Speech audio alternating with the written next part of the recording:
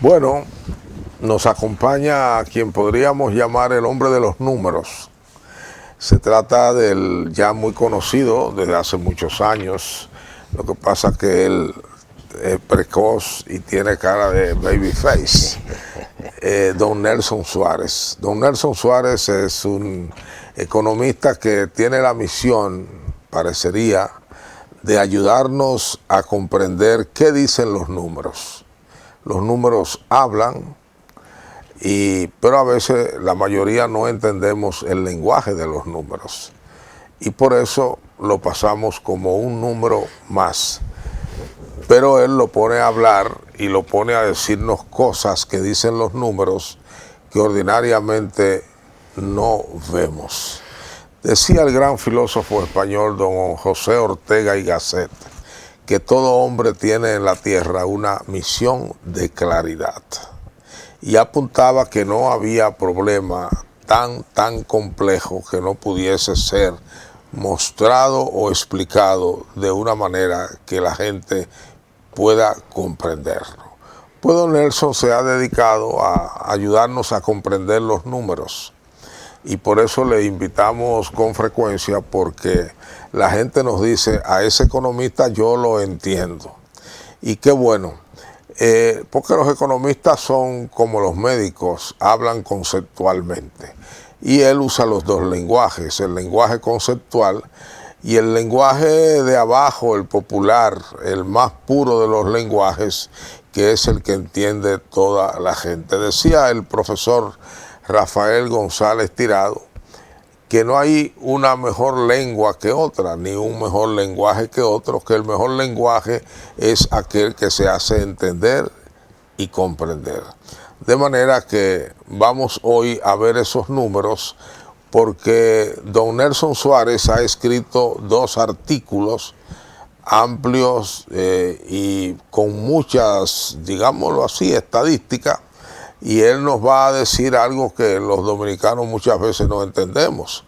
¿Cómo es eso de que el gobierno tiene un bolsillito ahí donde mete mucho dinerito y al final del año está buchú, mientras hay muchas necesidades y cuando se dice que la inversión pública ha disminuido de una manera peligrosa, tan peligrosa que ha bajado el Producto Interno Bruto? De manera que vamos a hablar hoy, vamos a escuchar a don Nelson, que nos va a ayudar a ir comprendiendo estos números. Primero el primer artículo que publicó y después el segundo artículo. No se despegue.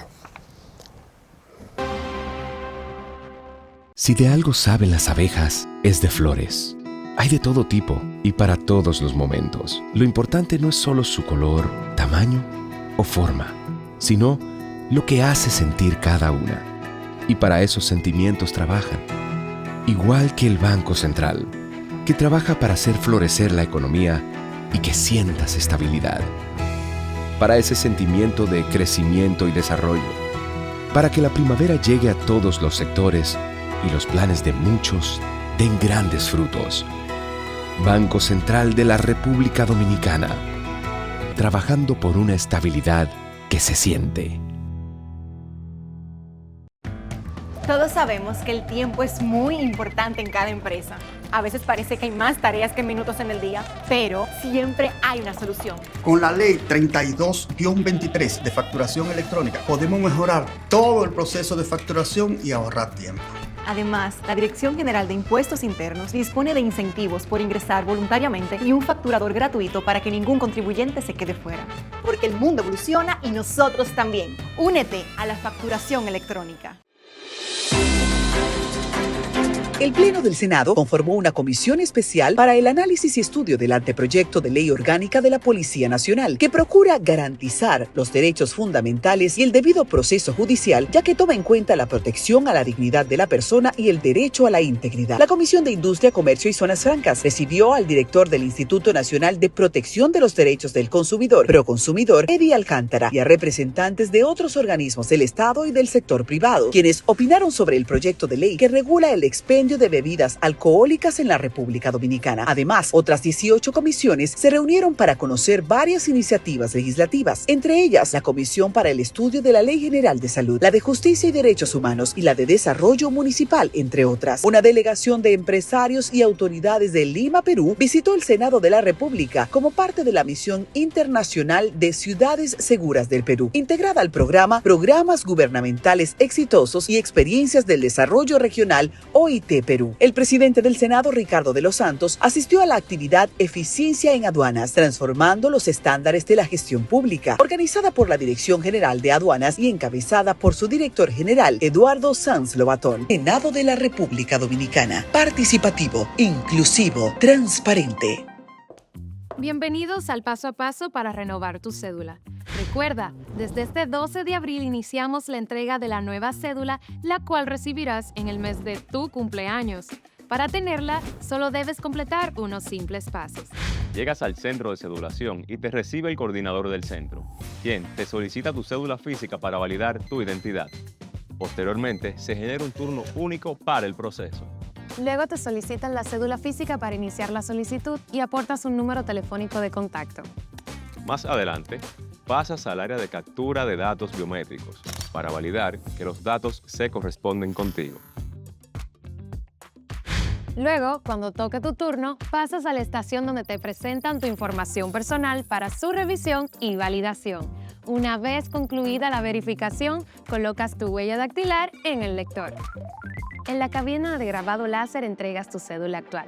Revisan que todos los datos de tu cédula nueva estén correctos y te la entregan. La cédula anterior se anula en tu presencia. Y así de fácil es tener tu nueva cédula. Recuerda, a partir de este 12 de abril, en el mes de tu cumpleaños, acude al centro de cedulación más cercano. Para más información, accede a jce.gov.do. Tu cédula eres tú, porque tu identidad es única. Junta Central Electoral. Garantía de identidad y democracia. Y ahora, el bateador se prepara con 2 outs.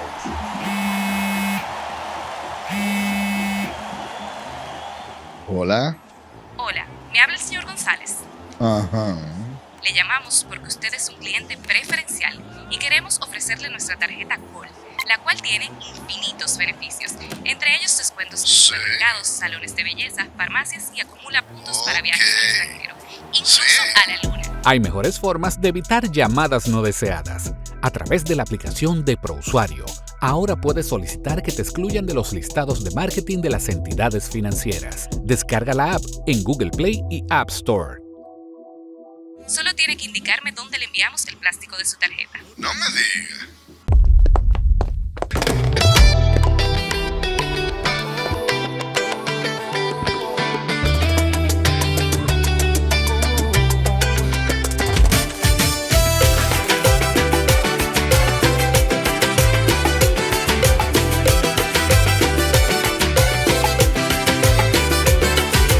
Soy el sol que te acaricia, el mar que canta, la brisa que avisa. Soy historia entre adoquines, tambora que retumba en todos los confines. Hola, soy Larimar que brilla, soy la tinglar recién nacida. Soy dulce como un mango, aroma de café, bachata y merengue que te eriza la piel. Hola, soy una calle en carnaval, el disfraz que danza en espiral. Soy cultura en cada esquina, de Montecristi a Miches mi alma camina. Hola, ven y siente el corazón, donde el sol te abraza sin condición. El que llega dice hola al segundo. Bienvenido al país reservado para el mundo. Para el mundo. Para el mundo. República Dominicana. Para el mundo. Manicruz. Hola, soy el barro entre las manos de artesanos que crean con los años. Soy tinta, caoba y pincel, cada trazo habla de mi piel. Hola, soy Pedernales y sur profundo, donde la naturaleza revela otro mundo. Soy el coral y su color, un tesoro vivo que cuidamos con amor. Hola, ven y siente el corazón, donde el sol te abraza sin condición. El que llega dice hola al segundo. Bienvenido al país reservado para el mundo. Para el mundo. Para el mundo. República Dominicana. Para el mundo.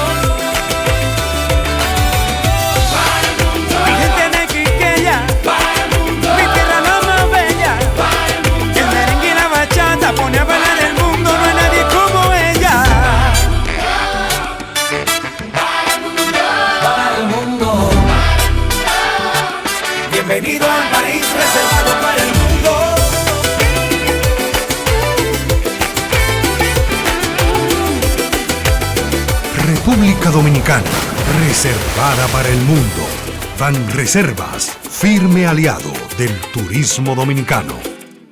Don Nelson, muchas gracias de nuevo tenerle por acá. Le sustraigo a su viaje extraordinario a Constanza, ¿no? A ver sus campos de vegetales y a disfrutar de un fresquito diferente al de la ciudad. Muy bueno. Ahí con los hijos, los nietos y la doña, ¿no? Sí, normalmente. Normalmente bueno. La doña es la que le acompaña. Exactamente. Porque ella, como decía la vieja canción, no le pierde ni pie ni pisada. Sí, la cómplice perfecta. Qué bueno. Yo soy de los que estoy sorprendido, ¿no? De que el año pasado usted dice que el gobierno cerró con unos chavitos, unas disponibilidades de un número de esos que a uno le parece alto, 136 mil millones guardadito ahí, mientras las obras estaban paralizadas. Usted dice eso y lo desglosa, y nos gustaría que nos ayude a comprender cuál es el mecanismo que tiene un gobierno para presupuestariamente guardar todo ese dinero sin hacer caso a las obras que están paralizadas por falta de fondos. ¿Qué es lo que pasa? Bueno, de nuevo gracias por permitirme comunicarme con el público de como este dicen programa. Los tigres, ahora ustedes los nuestros. Pero bueno, es una cuestión que creo que es importante entender. De hecho, en estos días había un economista, miembro de uno de los partidos de oposición, que se refería al tema que había hablado el presidente y que habló también el ministro de Hacienda sobre el tema de la disponibilidad. Entonces es una cuestión que son unas informaciones que normalmente no son tan de fácil acceso al público, pero además cuando el público la puede ver en global como aparece, no le da la importancia. Entonces, tradicionalmente los gobiernos, no sino la mayoría de los gobiernos, dentro de lo que son su proceso de ejercicio fiscal normal, los ejercicios fiscales en el país tienen una periodicidad desde el 1 de enero al 31 de diciembre. Correcto. Hay países en el cual no es exactamente el año calendario. Los gringos, por ejemplo. Exactamente, empiezan octubre, creo que en septiembre o octubre. Su ejercicio. Entonces, una característica del actual gobierno desde que asumió en el 2020 y los años siguientes es que ha cerrado cuando uno va no solo a la cuenta presupuestaria, sino a las cuentas sobre lo que le llaman la contabilidad del gobierno. Cuando hay un estado que se presenta normalmente para esta fecha, que es del cual les traigo la información, que es el estado de recaudación e inversión de la renta pública, que lo prepara la Dirección General de Contabilidad, según mandato legal, y sobre el cual inclusive la Cámara de Cuentas, ahora en abril, debe presentar su informe al Congreso sobre la ejecución presupuestaria del año pasado. Entonces, ahí en ese estado se presenta lo que es el estado de situación por los diferentes niveles de gobierno, es decir, gobierno central, sector descentralizado, empresa, etcétera, con muchos detalles. Es un informe que se ha venido preparando en el país de manera sistemática desde el año 2004, de manera muy formal, y tiene una cantidad de informaciones extraordinarias para entender la situación. Entonces, en ese estado, en ese informe hecho ahora en marzo, y que el 16 de marzo creo que lo publicó la Dirección General de Contabilidad, se presenta el estado de situación del gobierno central y aparece el dato de que el gobierno cerró con efectivo o equivalente de efectivo, es decir, son activos del gobierno que pueden ser fácilmente convertidos en liquidez. Y esto son depósitos, por ejemplo, en el Banco Central, depósitos en el Banco de Reserva. Sí, veo que mucho. Certificado que es un dato que me llamó mucho la atención, certificado financiero de las instituciones públicas. Entonces, En este año... O sea que ellos ganan también por vía de intereses. Tienen a través de intereses. Entonces, este año el gobierno cerró con efectivo y equivalente efectivo por 133 mil millones de pesos. Mucho cuarto, profesor. Mucho, es un monto de dinero. Entonces, ¿qué tenemos que ver en esto? Primero, es una disponibilidad real cuando se hace el cierre. Esos dineros, esos 136 mil millones, había 94 mil, casi 95 mil millones que están depositados en el Banco ¿En Central. certificados? No. No. Ese es un dato que también muestro ahí. De este monto, apenas 30 millones son depósitos remunerados. ¿Qué significa? Que el Banco Central le paga tasa de interés. una rentabilidad al gobierno. Es decir, muy bajo el monto. El resto de los 94 mil, casi 95 mil millones, 94 mil 500 vamos a decir, son depósitos en cuentas que están especificadas. Por ejemplo, la mayoría de esos fondos son alrededor de 89 mil millones de pesos, que son unos 2.000 y pico millones de dólares, unos 1.000 y pico millones de dólares. Son fondos que están en el Banco Central en una cuenta que se llama para el pago de la deuda externa, en dólares.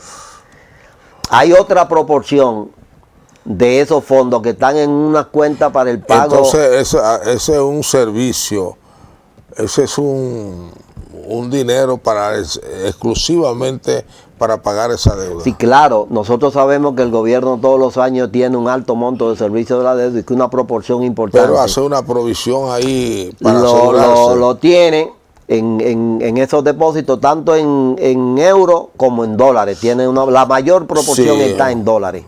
Entonces, el gobierno deposita. Hay una cuestión que yo siempre he llamado la atención sobre eso.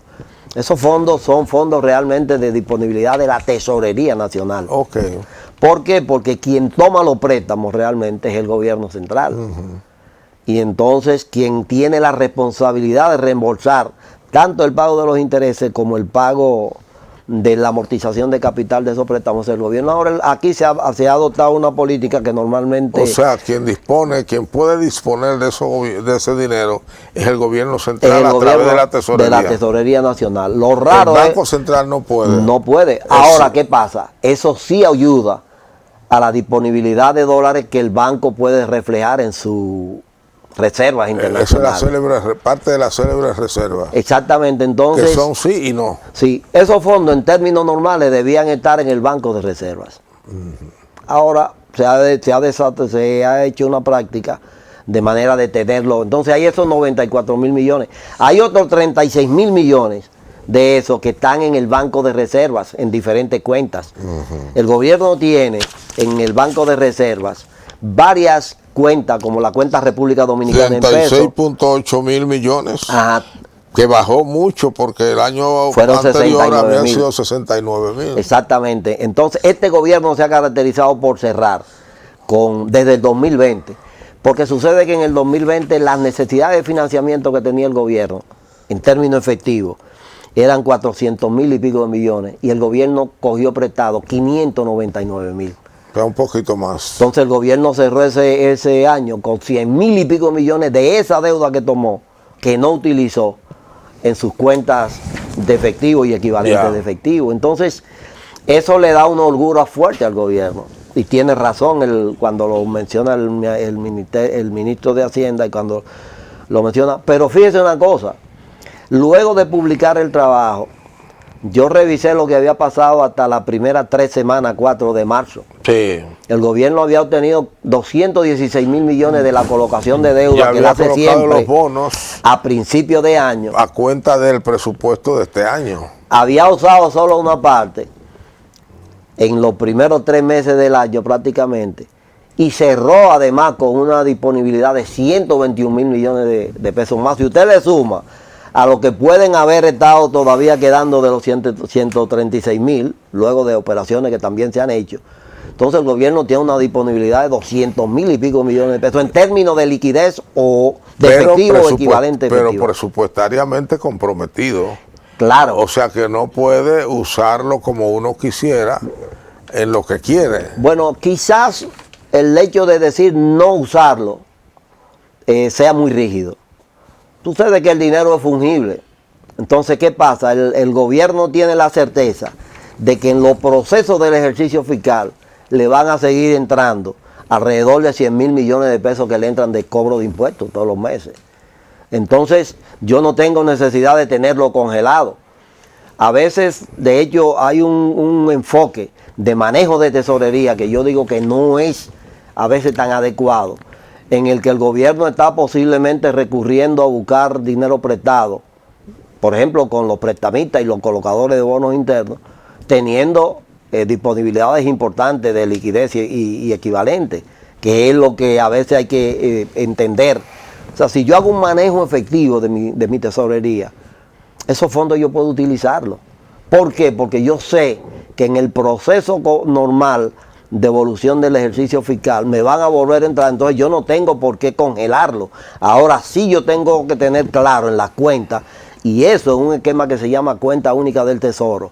Está muy claro, porque hay varias cuentas virtuales para tener claro y decir, mire, yo puedo usarlo, pero tengo la responsabilidad de cuando me ingresen esos fondos, reponerlo. Entonces, por eso yo digo, el gobierno tiene disponibilidad de efectivo, tiene disponibilidad para enfrentar los temas que está planteado ahora con el eufemístico también tema del subsidio pero a los combustibles. ahí volvemos, como es un año un poco anormal en su proyección debido al conflicto del Medio Oriente, el gobierno debe tener, como tenemos todos los ciudadanos, duda de cómo se va a comportar la economía. Y entonces probablemente eso lo lleva a ser más cauto en el uso de estos recursos. Sobre todo porque ahí hay parte de ese dinero para pagar lo que se debe. Y que tiene compromiso. Pero lo cierto es que el gobierno puede utilizarlo con prudencia, puede utilizarlo de acuerdo a planes, de acuerdo a una gestión de tesorería eficiente, que le dé el mayor uso, porque de hecho, en una situación como la que tenemos, con un shock externo, producto de toda esta crisis geopolítica y todo este enfrentamiento, sobre todo en el Medio Oriente, exactamente esa es la función de la política fiscal. Ahora, es decir, servir de amortiguamiento para contrarrestar esos efectos, esos shocks eternos que nos pueden crear una situación. De hecho, una de las cuestiones que tenemos que tomar en cuenta ahora mismo es que este shock externo, producto de esos enfrentamientos y de esa crisis geopolítica que se está dando en el mundo, nos sorprende con una economía en una fase lenta, en una economía que creció 2 puntos y tanto, 2.5, 2.6. Bueno, porque no bien todavía se ha recuperado del todo del COVID, cuando ya sobreviene esta otra crisis. Exactamente, hemos tenido una secuencia de crisis, sobre todo crisis internacionales, COVID, guerra de Ucrania, guerra en Medio Oriente. Crisis complejas, serias. Sí, entonces aquí lo que manda, y quizás lo más racional, posiblemente a veces me preocupa porque no veo la definición de un equipo coherente que esté pensando cada minuto y cada segundo exactamente. Aquí muchas de las cosas que nos hacen daño, a pesar de que, como dice usted a veces, doña Tatica, nos ayuda mucho, es que reaccionamos a los choques, en tanto que de alguna manera lo que debemos tener es proactividad para exactamente no esperar que aparezcan los truenos, como dicen, para pensar en San Pedro. Vamos a un segmento comercial para regresar con esta entrevista. Esto es mío, esto es mío. Claro que yo puedo. En mi proyecto somos curiosos, Valiente, luchador y soñador. hay que soñar en grande. Y yo sueño con lo más grande. Si hablamos de honestidad, vayan y pregunten. Porque yo soy honesta de verdad. Nunca dejo de pensar en lo demás. Así soy yo. Así soy. Porque yo soy de aquí. De aquí. Y por eso, Yo soy invencible. Cuando los dominicanos creemos en nosotros mismos, somos invencibles. Lo sabemos porque somos Banreservas, el banco de todos los dominicanos. Bienvenidos al paso a paso para renovar tu cédula. Recuerda, desde este 12 de abril iniciamos la entrega de la nueva cédula, la cual recibirás en el mes de tu cumpleaños. Para tenerla, solo debes completar unos simples pasos. Llegas al centro de cedulación y te recibe el coordinador del centro, quien te solicita tu cédula física para validar tu identidad. Posteriormente, se genera un turno único para el proceso. Luego te solicitan la cédula física para iniciar la solicitud y aportas un número telefónico de contacto. Más adelante, pasas al área de captura de datos biométricos para validar que los datos se corresponden contigo. Luego, cuando toque tu turno, pasas a la estación donde te presentan tu información personal para su revisión y validación. Una vez concluida la verificación, colocas tu huella dactilar en el lector. En la cabina de grabado láser entregas tu cédula actual. Revisan que todos los datos de tu cédula nueva estén correctos y te la entregan. La cédula anterior se anula en tu presencia. Y así de fácil es tener tu nueva cédula. Recuerda, a partir de este 12 de abril, en el mes de tu cumpleaños, acude al centro de cedulación más cercano. Para más información, accede a jce.gov.do. Tu cédula eres tú, porque tu identidad es única. Junta Central Electoral. Garantía de identidad y democracia.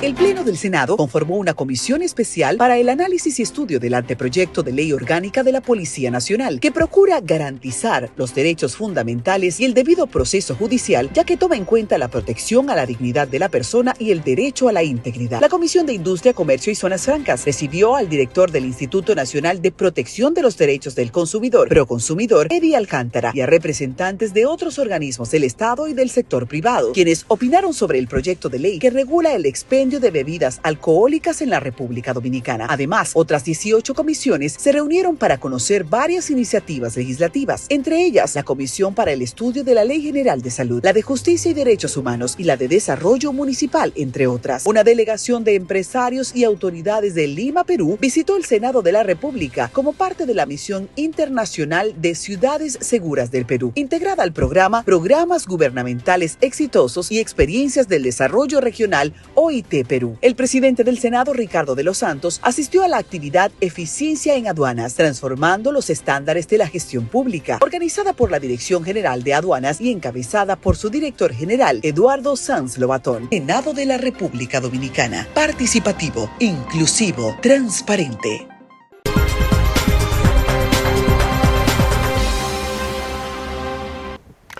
Economista don Nelson Suárez, hay una pregunta que tengo sobre los 136.903 millones de pesos que quedaron, ¿puedo decir así? Sí, del año pasado. Y son efectivos y equivalentes efectivos. Ese dinero no figura en el presupuesto de este año. No. ¿Y cómo lo puede usar el gobierno? ¿A discreción? Bueno, hay una parte de esos recursos que pueden ser disponibilidad que quedaron del año pasado. Entonces sí aparecen en el presupuesto. Todo, aparentemente sí todo. Aparecen en el presupuesto como activo financiero. En el nuevo presupuesto. En el nuevo presupuesto pueden aparecer como activo financiero. Es decir, hubo una proporción del dinero que me ingresó. Están comprometidos. Que yo no puedo haberlo comprometido, pero pueden aparecerme en el presupuesto. Y de hecho, es una falla que presentan los datos de ejecución presupuestaria de la DIGEPRES, que normalmente no manejan la parte por debajo de la línea, como se dice.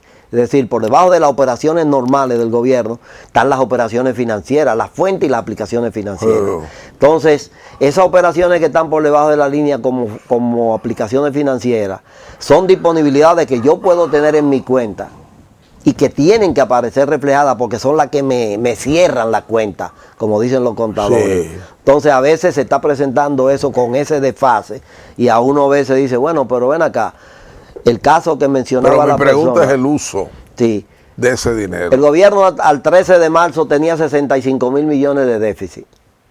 Ok, pero entonces abajo aparece que tiene 121 mil que no utilizó. El año pasado. Porque, no, este año. Este año ya, estoy hablando de los primeros 3 meses de este año. Bueno, que no utilizó quiere decir que no le dieron la 12ª parte. No, que no lo han aplicado, no lo han devengado, no lo han comprometido. ¿Y por qué si estaban ahí? Bueno, puede ser que lo hayan comprometido y no lo hayan pagado. Que esa es otra cosa que hay que tener claro y ver los datos más en detalle, más abajo, para poder entender eso también. Entonces, el gobierno le ingresaron 200.000, 216.000, creo, si no me equivoco en el número, por producto de lo que colocó en el nivel de deuda que el Congreso le aprobó. Sí. Entonces, ¿qué pasa? Esos 216.000 millones el gobierno no lo va a utilizar inmediatamente, ni en enero ni en febrero, sino que va a usarlo a lo largo del año, de acuerdo a cómo le hayan programado en el presupuesto, financiamiento a proyectos, a gastos, al mismo pago de la deuda. Por ejemplo, hay una parte de la deuda que el gobierno toma cada año, que los utiliza nuevamente para pagar intereses y amortización. Todavía a mí me falta algo para entender lo siguiente. El gobierno cierra con 136.000 millones que le sobran.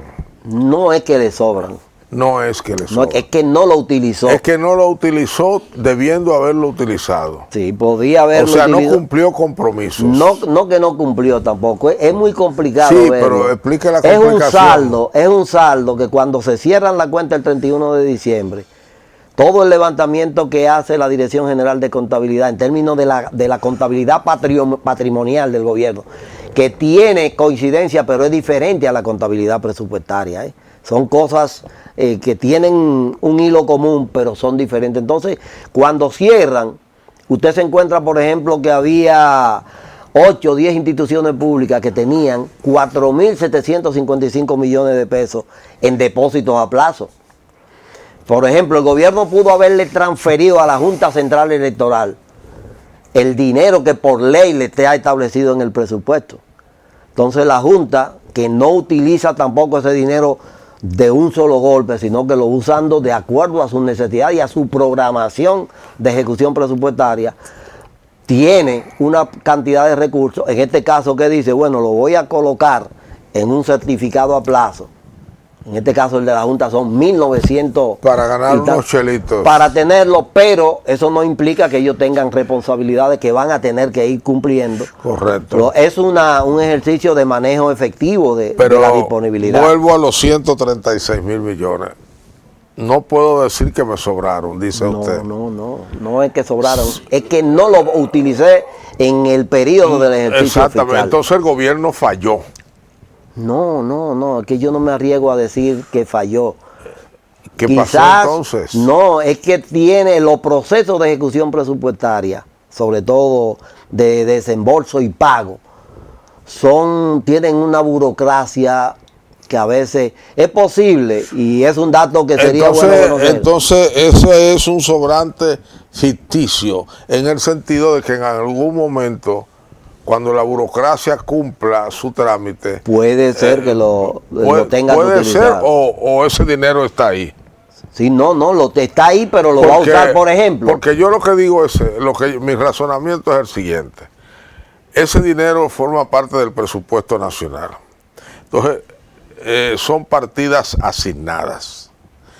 Permítame decir sobrar. Si sobró, quiere decir que no se cumplieron las partidas. Y yo le repito, no necesariamente es así. Entonces explíqueme para yo entender. Sino que puede haber procesos.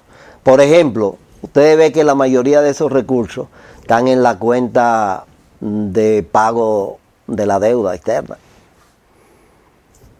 En dólares y en euros. Entonces, ¿qué pasa? Es posible que los procesos para yo devengar y pagar esas obligaciones que tengo de deuda eterna empiecen a agotarse. Pero ahora usted sabe que eso hay que pagarlo a tiempo. Claro, entonces, y por eso posiblemente los procesos no pueden pasarle por encima. Por eso posiblemente el gobierno hace el acto, digo yo, a veces muy radical, de tenerlo en el Banco Central fuera del círculo del manejo de la Tesorería Nacional, porque posiblemente, y lo puede hacer, si lo hace bajo un esquema planificado, utilizarlo porque el gobierno va a tener, por ejemplo en abril, el próximo mes de abril, el gobierno va a tener 100.000 y pico millones de pesos que le van a entrar por concepto de las recaudaciones que hace periódicamente. Entonces, el hecho, ahí es donde yo digo que interviene una gestión de tesorería pensada, planificada,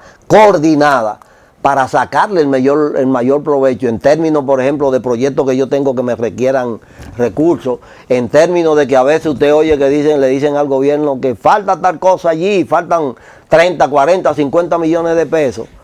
Estoy paralizado por cualquier tipo de circunstancia en cualquiera de esos grandes proyectos. Entonces, en una gestión de tesorería de esas disponibilidades, yo lo puedo hacer sin problema, planificado y sabiendo que cuando me reembolse, cuando me entren los ingresos, voy a cumplir con las obligaciones porque lo que hay que estar claro es que no es que estoy diciendo que eso es dinero que sobró. Es como cuando nosotros... ¿Pero de dónde sale? Claro, de las operaciones es lo que yo le digo.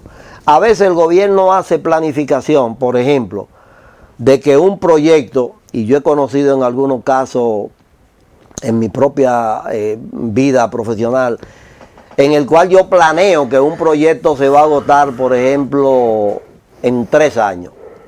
Y sucede que por múltiples circunstancias, incluyendo, por ejemplo, las dificultades que se presentan a veces en los procesos de licitación, o sea, las cosas más complicadas que puede haber para un gestor en el gobierno son los procesos de licitación. Entonces, a veces yo tengo el dinero disponible, de hecho, tengo una certificación de apropiación de fondos.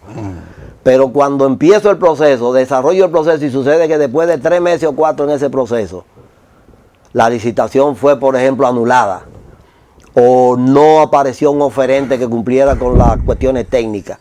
Entonces, ¿qué pasó?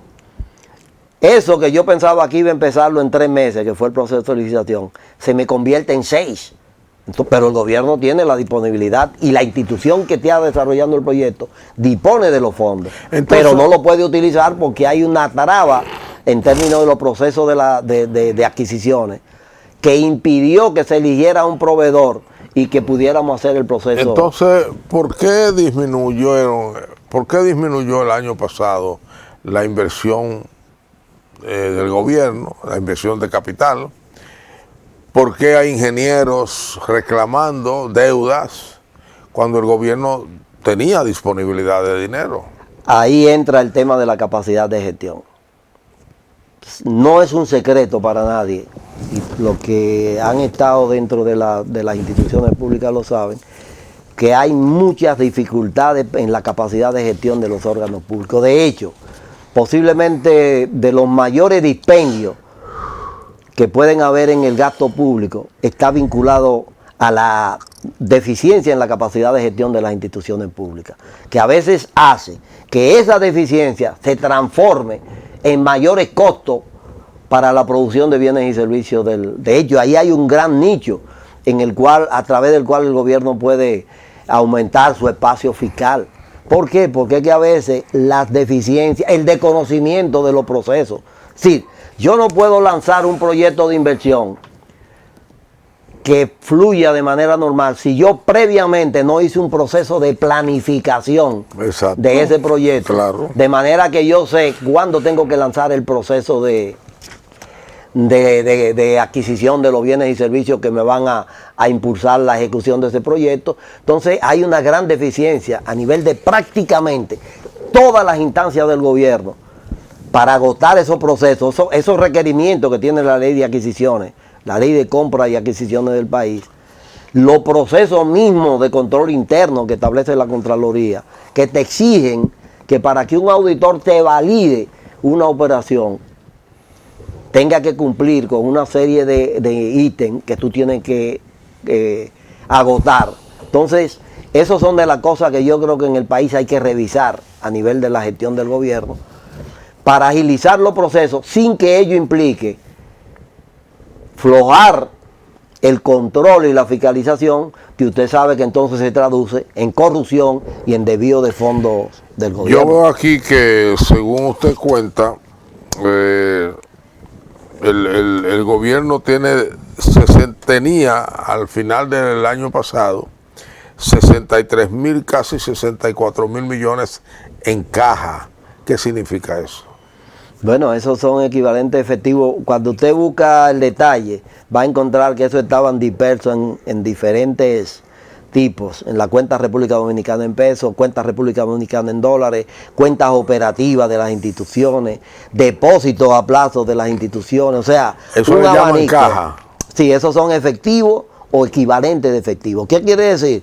No estoy hablando de un papel, porque esas comprobaciones, cuando usted ve el estado de ejecución, la dirección de contabilidad fue y lo verificó. Es dinero que hay que contar. Claro, la dirección de contabilidad fue y buscó, por ejemplo, conciliaciones bancarias y encontró y dijo, mire, usted tiene tanto aquí, y lo confirman y lo verifican. O sea, cuando dice efectivo y equivalente de efectivo, es que usted lo puede hacer líquido. Entonces en el cortísimo el Agrícola plazo. tiene dinero guardadito también. Bueno, del gobierno. A pesar de que... Tiene 75, en ese momento creo que tenía... 772 700 millones. y pico de millones de pesos que son del gobierno y los central. campesinos reclamando préstamos. Y posiblemente tienen proyectos. Ahora usted sabe que también para agotar un proceso de desembolso de préstamo el Banco Agrícola tiene que cumplir normas. El tema está, quizá el tema del uso de la liquidez del gobierno y de los flujos de efectivo del gobierno tiene mucho que ver con los temas de capacidad de gestión de las instituciones públicas. Y entonces, cuenta República Dominicana, ¿esa es el presidente? Sí, no, esa cuenta la tiene Tesorería. Tesorería tradicionalmente ha tenido varias cuentas que le llaman, tienen el apellido de República Dominicana. Y República Dominicana en moneda extranjera, eso sería para la deuda. Si puede ser para proyectos, por ejemplo, de inversión que están financiados con recursos externos y que entonces tanto en el Banco de Reserva como en el Banco Central hay una disponibilidad que el gobierno tiene para hacer frente cuando requieran esos proyectos, esos recursos. O sea, es muy complejo. Sí. Por eso a veces este tipo de cosas es bueno, y quizás es lo que hago, tratar de ponerlo en un nivel que la gente común pueda entender para que tenga una visión global de lo complejo a veces que es el tema de la gestión pública. Bueno, lo que hemos descubierto es que hay un gobierno que no está en bancarrota, sino que tiene mucho dinero disponible. Sí, en una situación de emergencia. Porque a eso se suma lo que usted luego señaló, la venta o la colocación de los bonos, más esto, se sumaron los dos, y tenemos más de 400 mil millones de pesos disponibles, solo que hay una parte, la de los bonos últimos, que están consignados en el presupuesto. Claro, y van a hay que utilizarlo, como dice el presupuesto, sí, ¿no? Y pena de violar la ley. Y los mismos saldos disponibles, cuando usted ve, tienen compromiso de pago de la deuda. ¿Quién vigila que eso se haga correctamente? Fundamentalmente el principal control que tiene a nivel interno el gobierno es la Contraloría General de la República. Y luego... Que forma parte del mismo gobierno. Del mismo gobierno, por eso se llama control interno. Sí. Son los que tienen que ver. Y entonces ya a nivel externo. De hecho, para mí es uno de los trabajos que debía, ahora mismo cuando la Cámara de Cuentas trabaje, o ya debe estar trabajando, a mí me tocó en 2 ocasiones trabajar en la elaboración de ese informe de la Cámara de Cuentas. Tienen que estar trabajando para presentar en abril su informe al Congreso sobre la ejecución presupuestaria del año pasado. En tiempo en que ya es poco lo que puede hacerse. Y entonces ellos sí tienen desde la óptica externa que fiscalizar y ver que todos esos procesos se hayan hecho agotando todas las normas y reglas que se establecen, porque es la forma de cuidar el que no haya dispendio en el uso de estos recursos. Bueno, el ciudadano de a pie tiene muchas cosas que aprender del manejo de las finanzas públicas, y también me queda la impresión de que faltan mecanismos de control para el ciudadano, para saber cómo se están utilizando sus recursos, porque esto como que queda muy a discreción, es una presunción de los funcionarios que están manejando esos fondos. Vamos a regresar para tomar otro libro elaborado por el mismo autor, don Nelson Suárez, y hablar entonces de algo que nos toca a todos, que es los subsidios a los combustibles. Y ahora, El bateador se prepara con 2 outs.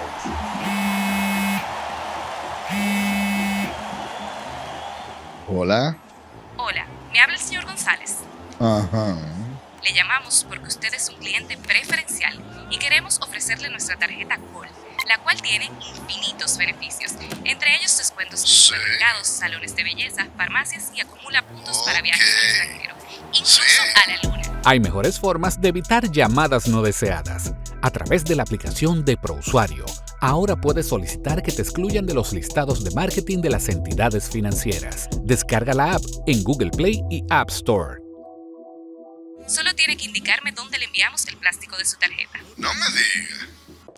Bienvenidos al paso a paso para renovar tu cédula.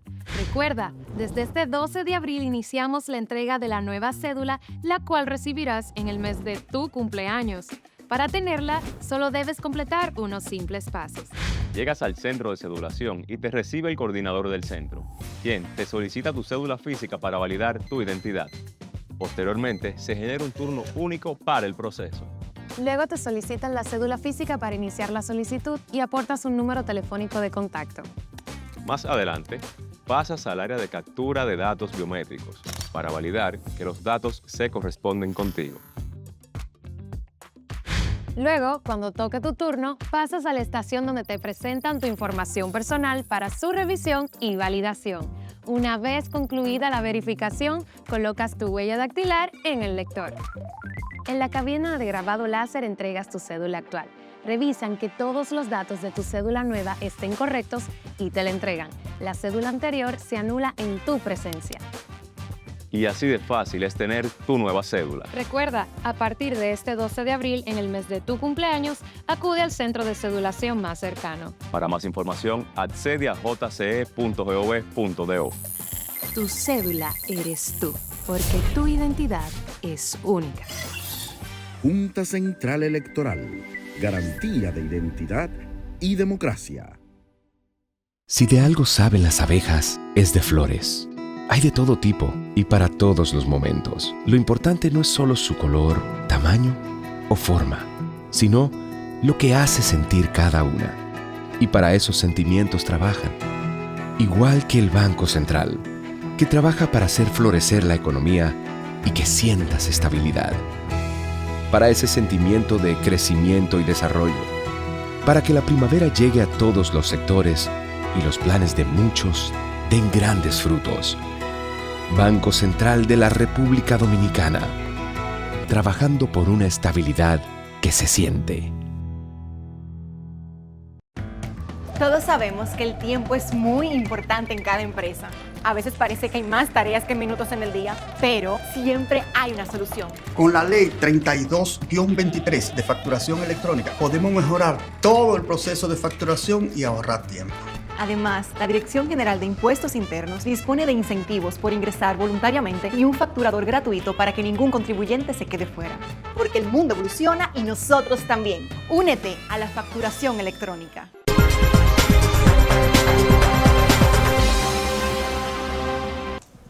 Bueno, el segundo trabajo publicado esta semana por don Nelson Suárez trata sobre los subsidios versus los impuestos a los combustibles. ¿Qué quiso decir usted con este artículo, que tiene dos cuadros muy interesantes, donde, por ejemplo, está el precio, en que el precio de venta al público, los impuestos que se pagan en cada galón de gasolina, bueno, de cualquier combustible, el porcentaje que significa ese impuesto y cómo debería venderse en caso de que no se cobrara impuesto el galón de gasolina. ¿A qué precio? ¿Cuál es el mensaje que usted quiere decirnos?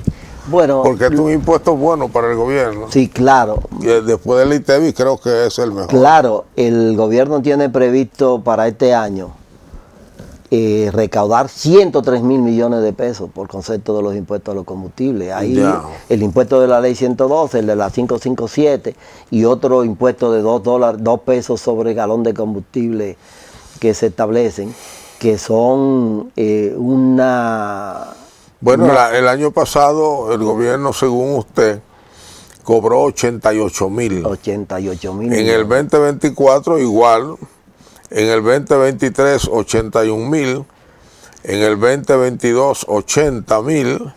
Y bajó bastante en el 2021, 69,000. Y bueno, ahí ya teníamos estamos en el año todavía del la COVID, crisis, ¿no? de la remanente de la crisis del COVID.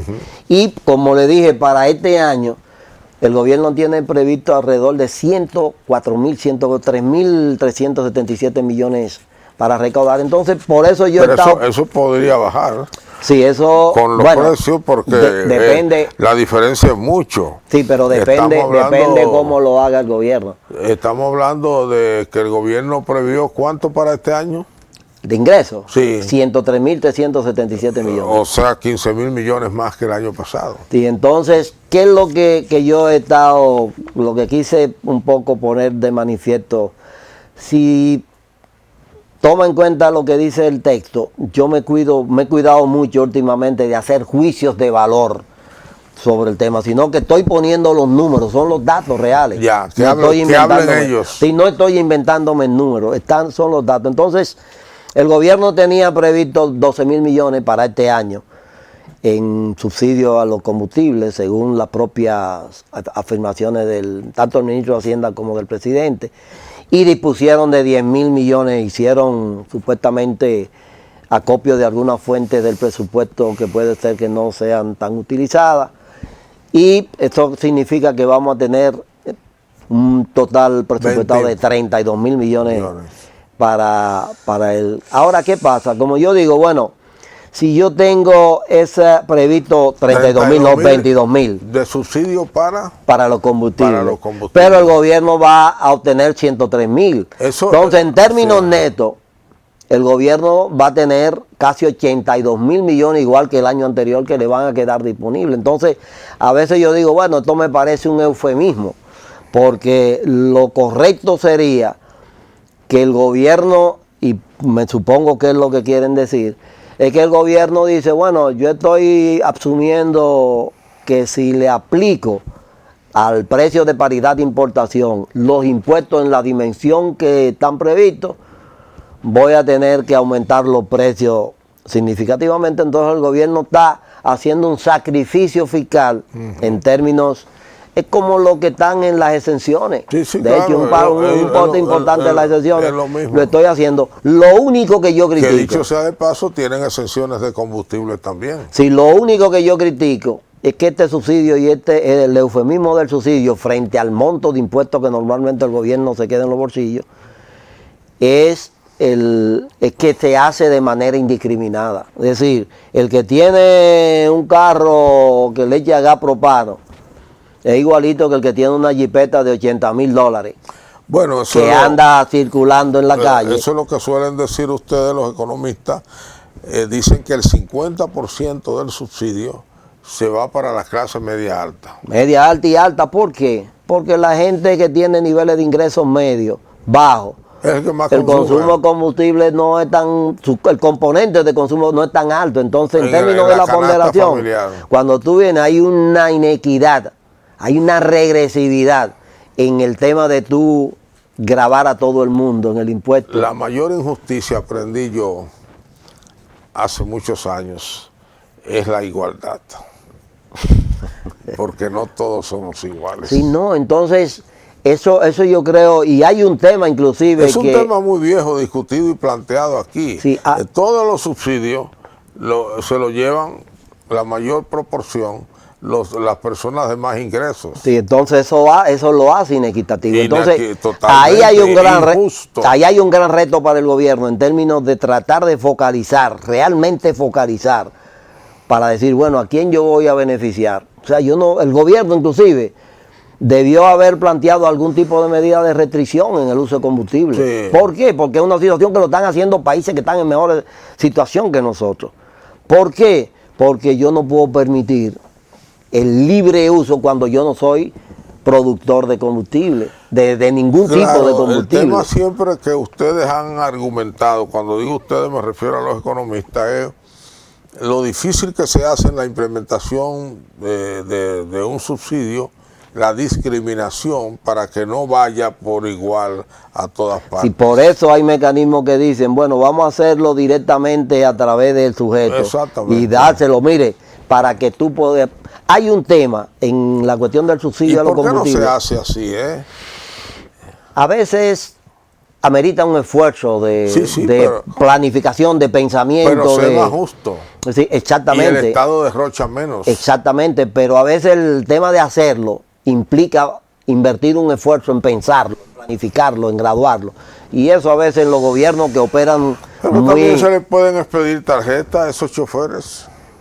Ha habido problemas. Yo recuerdo en el año 2000 y tanto, que me tocó un poco desde la oficina de presupuesto conocer los temas de los subsidios al gas que se hacían a través de tarjetas con un monto semanal que dábamos. Y ahí apareció, de hecho,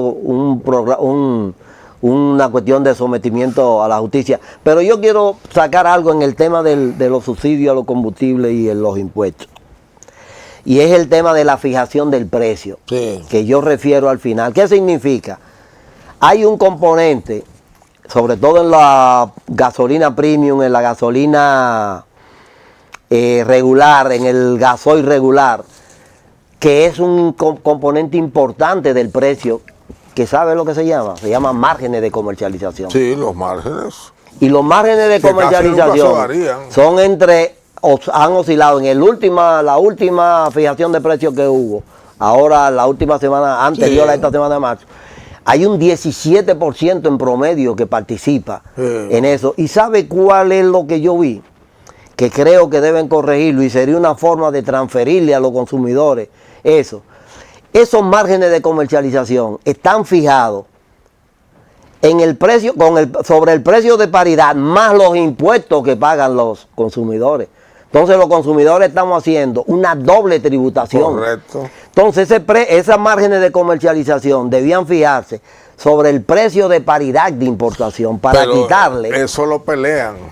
Claro, porque los detallistas, los transportistas, los mayoristas. Incluso tengo entendido que hubo hace varios años un pleito importante que cortó una millonada que recibían algunos de los propietarios de compañías de estaciones gasolineras. Claro, hay una entonces, ahora mismo el gobierno, dentro de su política, debía plantearse, para tratar de suavizarle la situación a los consumidores, revisar ese esquema de comercialización. Lo más difícil para un gobierno es quitar los beneficios de los que más tienen. Sí, porque ahora lo Así que como veo... es fácil quitarle la indexación a los trabajadores, es difícil quitarle la indexación impositiva que usted sabe que tienen los grandes de este país. Que esa es una de las características, no de todos los gobiernos. Normalmente rompen por la parte más débil de la cadena. Es el mismo esquema de poder. La estructura de poder no ha variado en este país. Y son además la gente que financian campañas. Pero sobre todo la estructura de poder, porque ahí aparecen gente que no da para la campaña, pero forman parte de la estructura de la estructura y de la toma de decisiones. Entonces yo no entiendo por qué motivo estamos calculando los márgenes de comercialización sobre el precio de paridad más los impuestos que cobra el gobierno, lo que está diciendo que me están haciendo pagar doble vez un impuesto. Entonces debía ser sobre el precio de paridad de importación que se establezcan los márgenes de comercialización y le estarían devolviendo alrededor de 2 o 3 pesos por cada galón a los consumidores. Es igual que la financiación de los partidos. El día que querramos resolver eso, lo que tenemos que hacer es como hacía, no sé si lo hace todavía España, que el subsidio se lo da a posteriori en función de los votos que usted saque. Bueno, aquí está calculado más o menos igual. Sí, no. Lo que le dan este año se lo sacan en base a las elecciones anteriores. Pero usted saca un 5 y ya tiene igual que el que sacó un 70. Sí, no, un ahí 40, un ahí 30. es un mecanismo, son de los pero mecanismos. Los votos, ¿cuánto vale un voto? Entonces eso, ¡boom! Se lo baja enormemente y desaparece el que tiene que desaparecer. Porque aquí no se desaparece nunca. En términos de partido, porque si a usted le dan 12 millones al año, que es poco, usted tiene 1 millón mensual. Es una empresa que usted la mantiene. Que no hay ninguna empresa que tenga esa rentabilidad. Puede vivir hasta con un Mercedes-Benz. Don Nelson Suárez, muchas gracias por ayudarnos a comprender sus números y por ese ejercicio permanente que usted hace a favor de de la ciudadanía, de la claridad y de la construcción de una opinión pública sobre bases reales, no cuentos de camino. De manera que le felicitamos, siga ahí, no se desanime. Gracias. Que yo creo que además bregar con números es como un hobby para usted. Claro. Que le entretiene y eso con 2 pedacitos de queso al lado y un vinito, ayuda mucho a pasar el rato, ¿no? Sí, bueno, yo le agradezco siempre su a ustedes, benevolencia gracias conmigo. por igual, les vemos en el próximo programa.